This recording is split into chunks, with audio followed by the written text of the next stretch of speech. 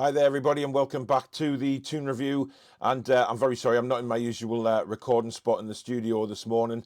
Obviously, sorting out the house move.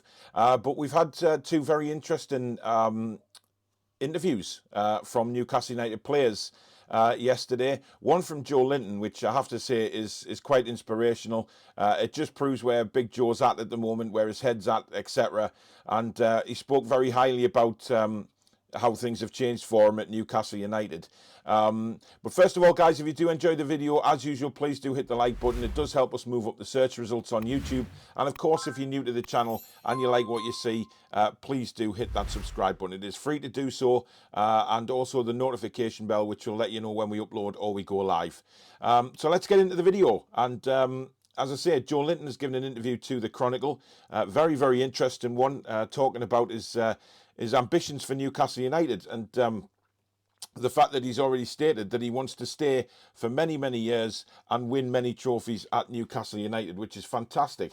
Now, I'll read some of the report in the Chronicle, which is gives sort of a breakdown on where Joe's come from, because his current situation, of course, is a far cry from where he came from when he first came in November 2021. Very, very difficult circumstances. Steve Bruce, of course, manager, and it just didn't fit from him. The £40 million move from Hoffenheim, of course, and it was pretty much a dreadful couple of years for Joelinton under Steve Bruce. And then Eddie Howe's come in and completely changed the whole perspective on things for Big Joe. Of course, moving him back into midfield, it came as a bit of a, well, do we call it luck?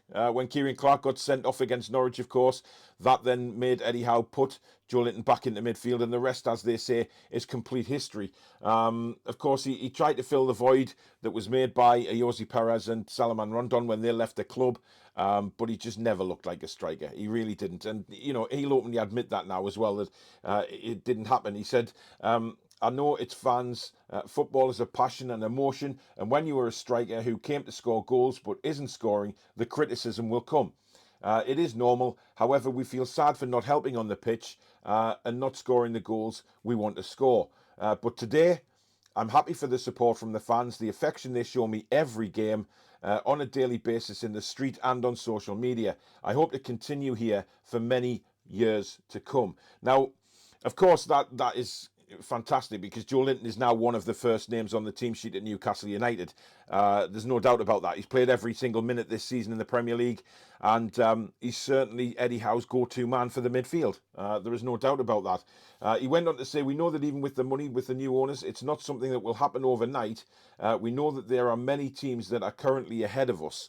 Now, what he's talking about there is the Cups and the league title. He's already stated that, you know, he wants to win a title at Newcastle United. He wants to do everything he can to help the club win a title. He says, but the Cups are an opportunity as well.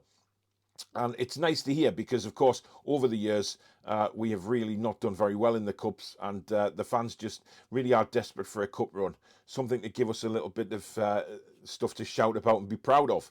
And to win a cup, you know, after all these many, many years in the doldrums of not winning anything, would be fantastic. And these players, of course, will become absolute legends at the club straight away.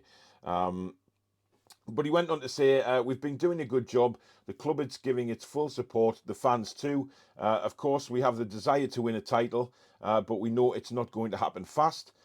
We've been evolving. We hope to do well in the Cups, fight for a spot on the international scene, and people are capable, and I know that in 2-3 years' time, that we can win titles for our fans, because they deserve it. And again, it's great to hear Joelinton talking about the fans, because he's got every right to still be really have his back up about the fans, and the way we all spoke about him in the first couple of years, myself included. We really did hammer Joelinton, but now it's like just a completely different player.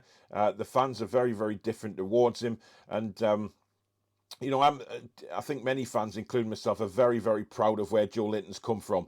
It's just an incredible achievement for being in the doldrums for 2 years. He could have easily sulked and gone elsewhere, but he didn't want to do that. He wanted to really give Newcastle his all. And since he found this new position under Eddie Howe, he has thrived. And the fans have shown their appreciation for that. You know, we sing about him every game, and he puts in 110%. And he looks so much more comfortable in that midfield position.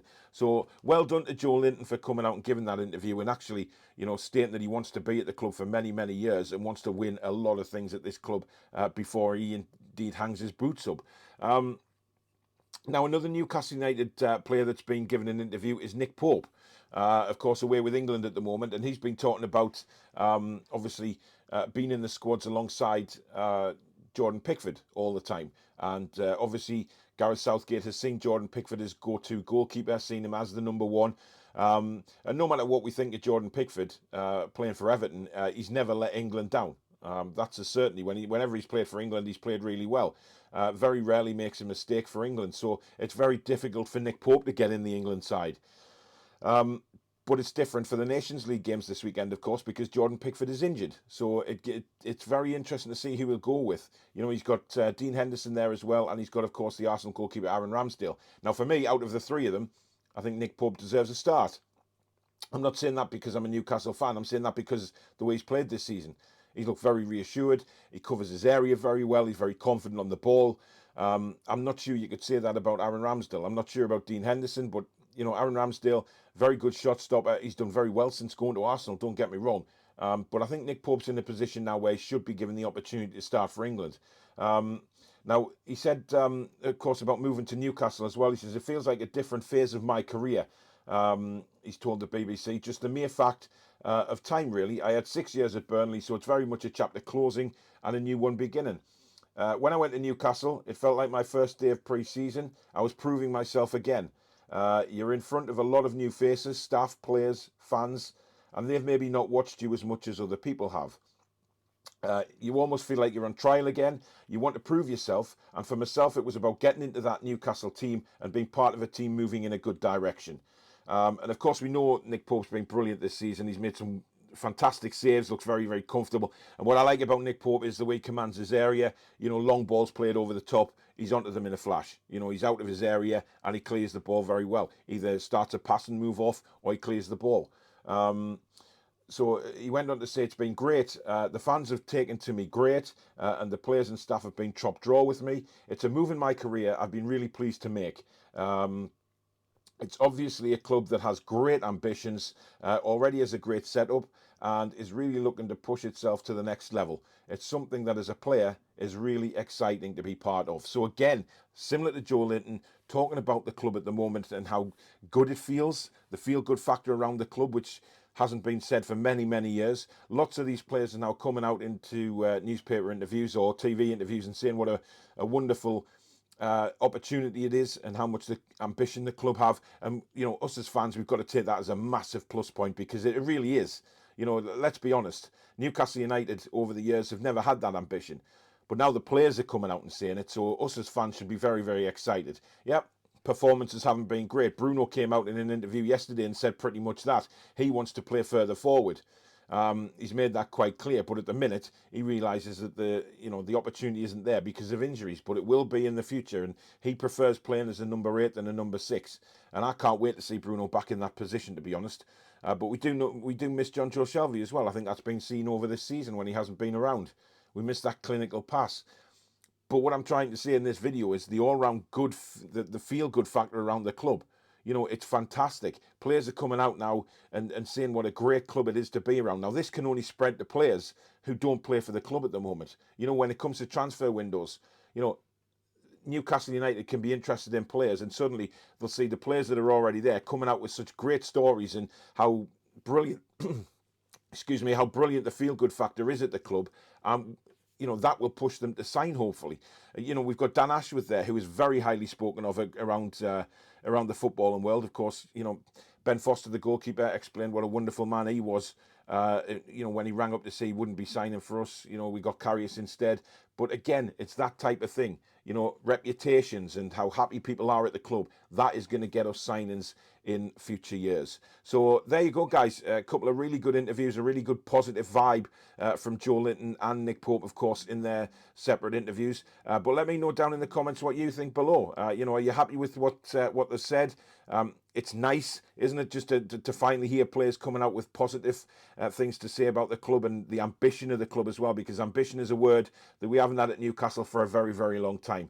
So let me know in the comments below what you think. As usual, guys, if you have enjoyed the video, don't forget to hit that like button and, of course, the subscribe button as well. It is free to do so, alongside that notification bell, which will let you know when we go live or we do upload. And, of course, please do keep voting in the Football Content Awards. The link is right at the top of this description. So if you haven't voted or you want to vote again, we've been listed as a finalist for the Premier League club content. So click on the link, look for that little drop-down box in that category, and vote for the Toon Review. We'd really, really appreciate it. But thank you for watching, guys. Have a great Wednesday. Take care.